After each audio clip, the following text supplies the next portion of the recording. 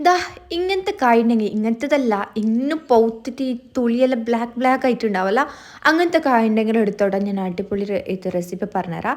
ദാ കായ് ഇങ്ങനെ ഇങ്ങനെ ഇങ്ങനെ ആക്കിയിട്ട് എടുക്കാം.